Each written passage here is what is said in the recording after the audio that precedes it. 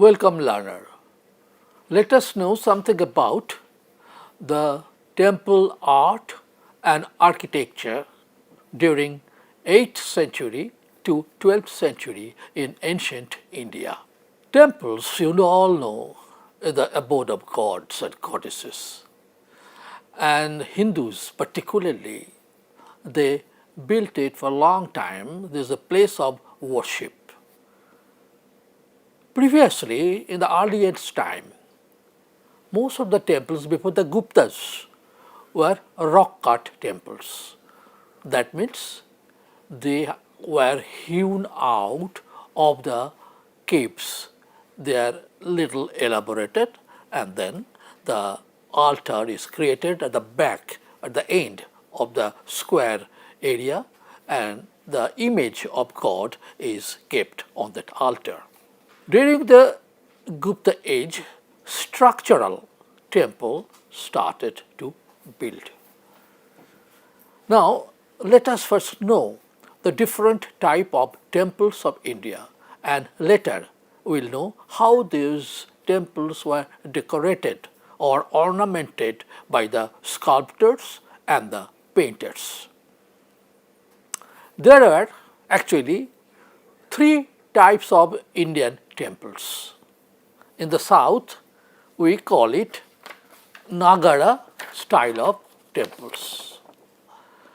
Now, the Nagara temples have a typical quality. Those who live in the northern side of India, they must have noticed these characteristics of the Nagara style. This is the Shikhara, this is the top, and this is called Bimana. Inside the Bimana, there is a place where the image of God is kept. Adjacent to this, there is another structure. We call it Mandapa. Mandapa is particularly built for those who come here to worship or pray to the God. So, here is some area where they sit and meditate or pray to God. Now, for northern Indian temples or the Nagara style, very important thing is to decorate all the sides of the temples. Sometimes some part of the inner side are also decorated with some sculptures and painting. So, this is the typical structure of the Nagara style of north. Nagara style mostly developed in Odisha. The most beautiful structures of Nagara temples we see in Odisha in the shape of Lingaraj temple and Konarak temple and etc. These temples are highly decorated with sculptures. They are very much popular all over the world, especially the sculptures of Konarak. Now, it is very important to learn in which areas of these temples or sculptures are kept. Odishan Nagara style of architecture always make a resemblance with the human figure. As the human figure has a head, a torso and legs, same way they imagine that the temple structure has also these three components of human body. Mastaka, the upper part, the torso part is called Gandhi, and the lower part is called Jangha.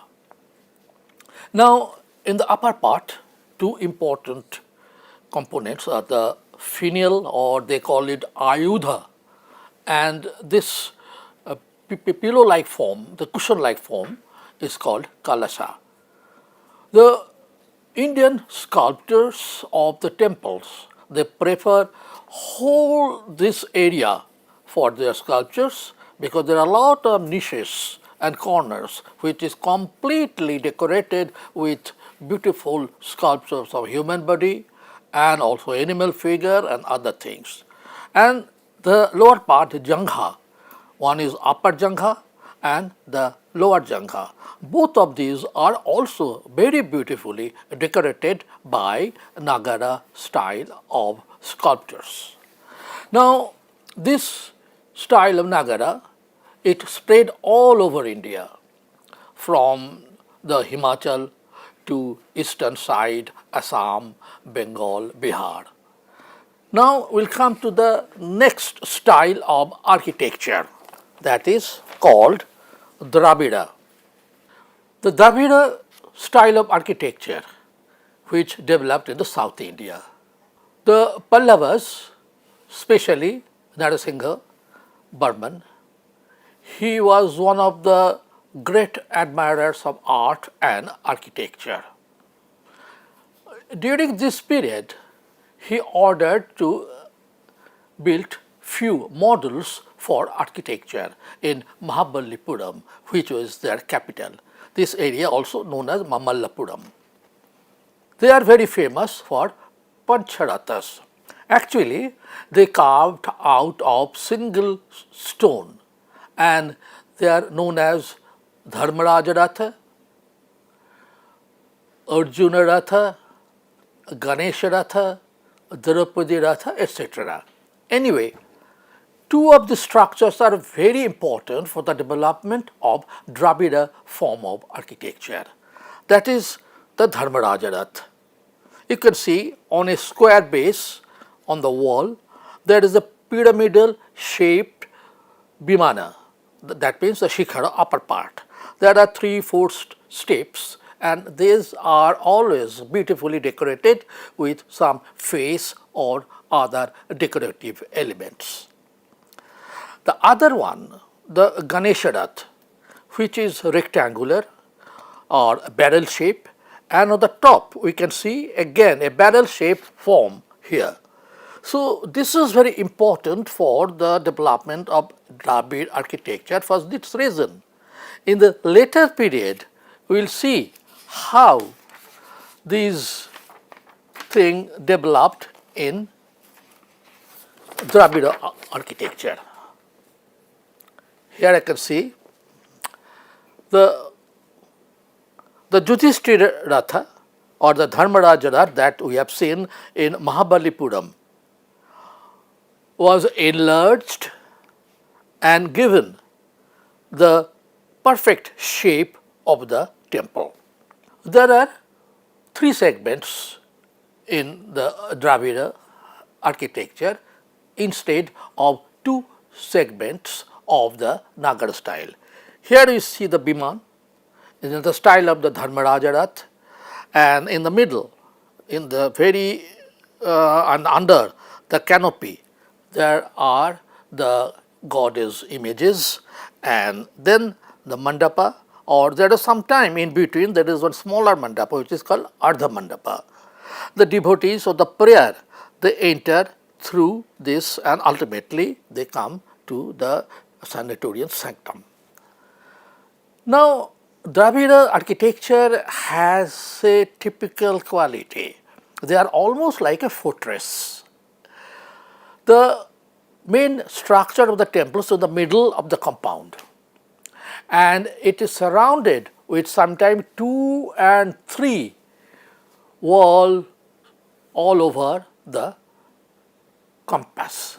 This temples or the Bimana is surrounded with walls in the all 4 sides, east, west, north and south. There are 4 gates in the 4 sides, which is known as Gopuram.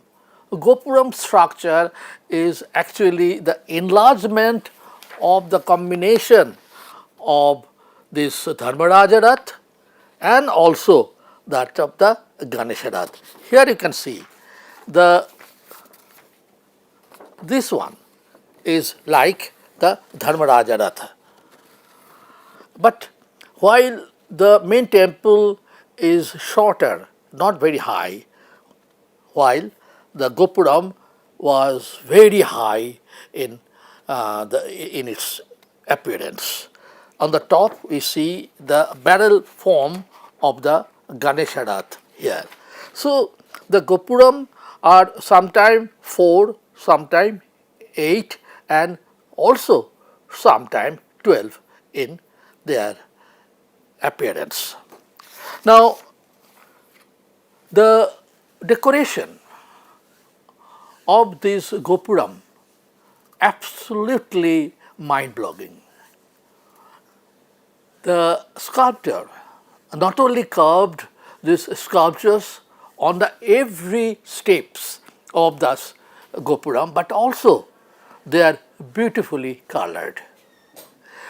The main Vimana is not very much decorated, but in some temples they are also very much decorated with sculpture.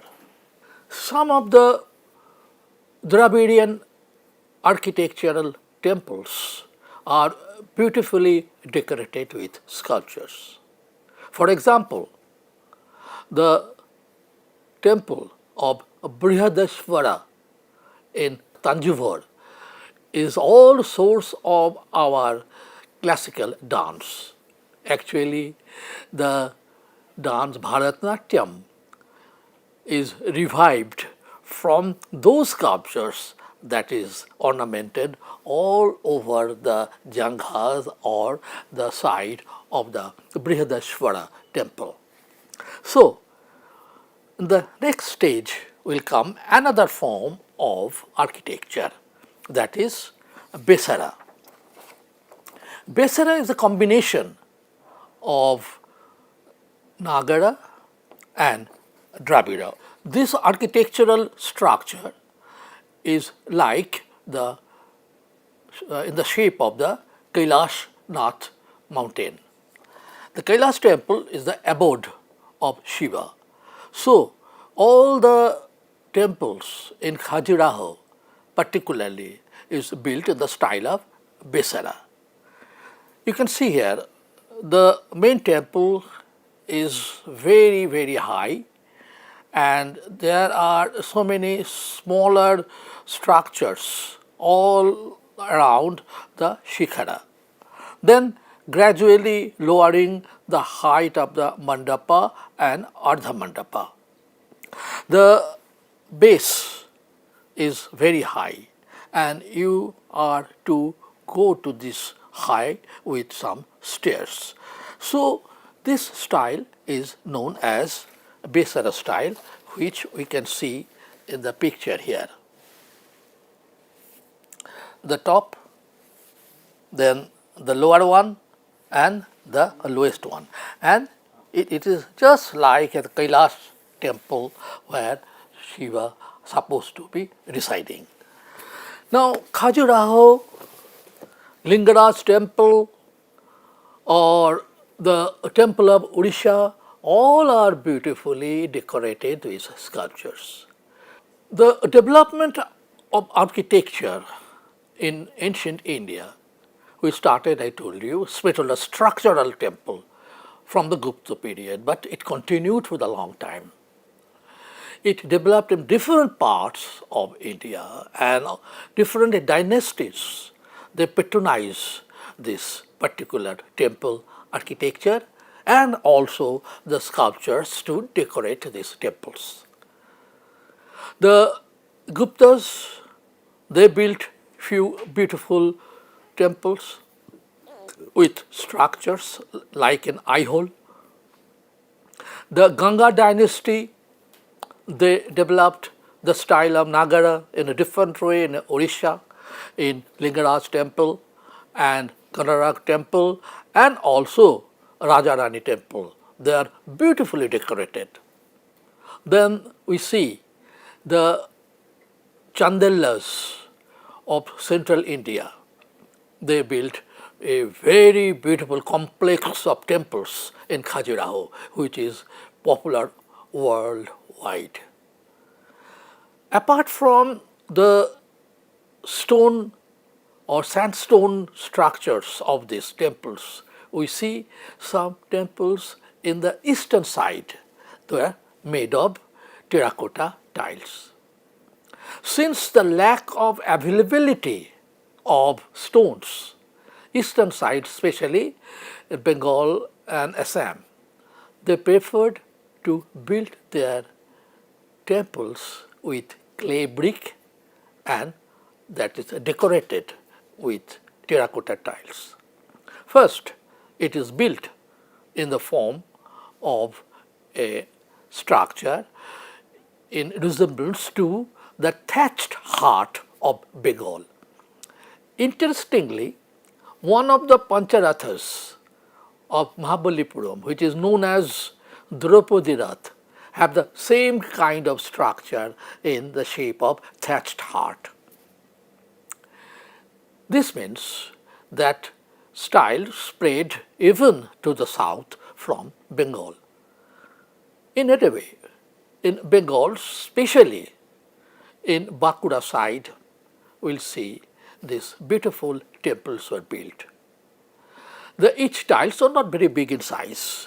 They are sometimes 6 by 6 inches or 4 by 4 inches, were made from clay. Then they are turned into terracotta to make it permanent. And then like tiles we put on the wall, that is also actually put on the wall. There are Shiva temples, Vaishnava temples, even there are temples in the name of Durga.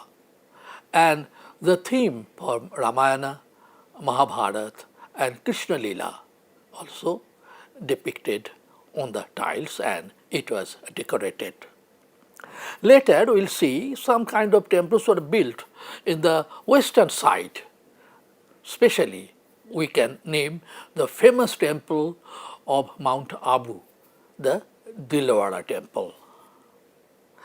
Now by this time there are some invasion from the western side and they didn't want to give exposure to these temples for the fear of vandalism. So from outside it is very difficult to recognize the temple of Dilwara. The top is absolutely plain. It doesn't look as if that there is nothing there. But when you enter, you will be surprised and mesmerized by the beautiful rock cut of your marbles. The white marbles are used to decorate the whole temples from the walls to the ceiling. The intricate designing of this Dilwara temple is still an awesome examples of our ancient Indian sculptures.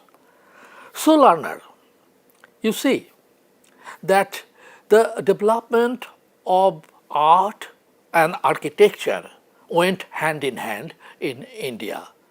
In one hand, the architects of the temples, they made so many experiments. They gave different shape of the Nagara, Dravida and Besara style. In the same way, the sculptors of ancient India, they never tire of experimenting with their styles. So, we will find different style in northern India, in southern India, in western India and also eastern India. Here I forget to name one more beautiful architectural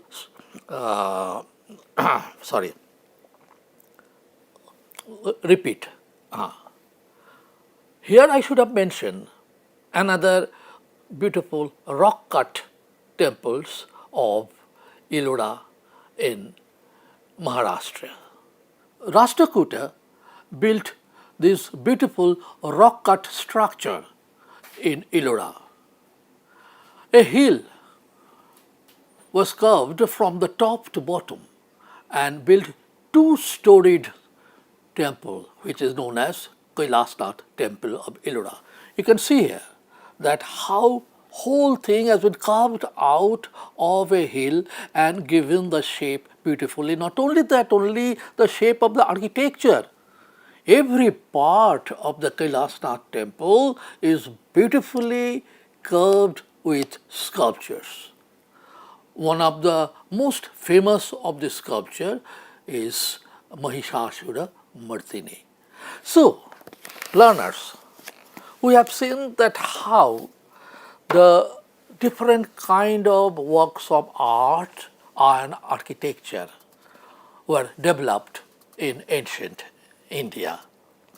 I hope you have enjoyed these visuals and it will inspire you to go further to learn about Indian art and architecture that were developed during 8th century to 12th and 16th century.